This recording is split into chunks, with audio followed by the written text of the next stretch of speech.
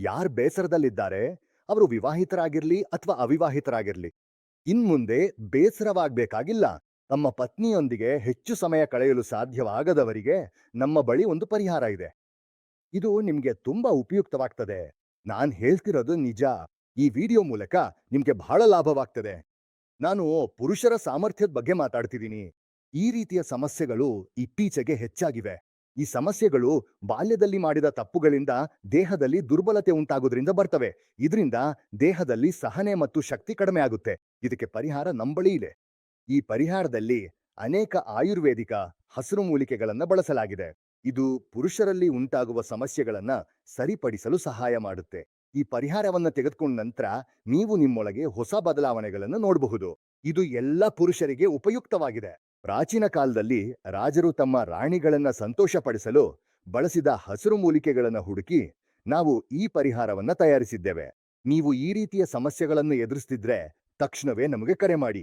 ಬಹುತೇಕ ಜನರು ಈ ಪರಿಹಾರವನ್ನ ಖರೀದಿಸಲು ಹೆದರ್ತಾರೆ, ತುಂಬಾ ಯೋಚಿಸ್ತಾರೆ. ಆದ್ರೆ ಇದರಲ್ಲಿ ಲಜ್ಜೆ ಪಡುವಂತಹ ಯಾವುದೇ ವಿಷಯವಿಲ್ಲ.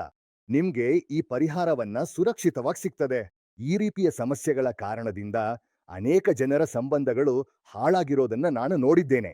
ಈ ಪರಿಹಾರವನ್ನ ಒಮ್ಮೆ ಬಳಸಿ ನೋಡಿ ಮತ್ತು ಉತ್ತಮವಾಗಿ ಅನುಭವಿಸಿ. ಈಗಲೇ ಬರೆಸಿ. ನನ್ನ ಹೆಸರು ಕವಿತಾ. ನನಗೆ ಮದುವೆಯಾಗಿದ್ದು 10 ವರ್ಷಗಳಾಗಿದೆ. ಆರಂಭದಲ್ಲಿ ನಮ್ಮ ವಿವಾಹ ಜೀವನ ಬಹಳ ಸಂತೋಷಕರವಾಗಿತ್ತು.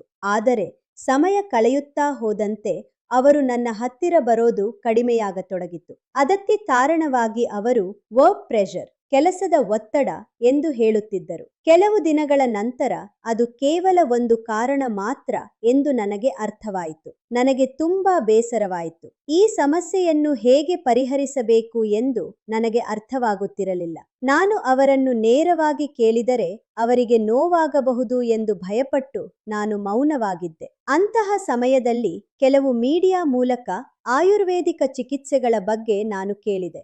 ಆರಂಭದಲ್ಲಿ ನನಗೆ ಭಯವಾಗಿತ್ತು.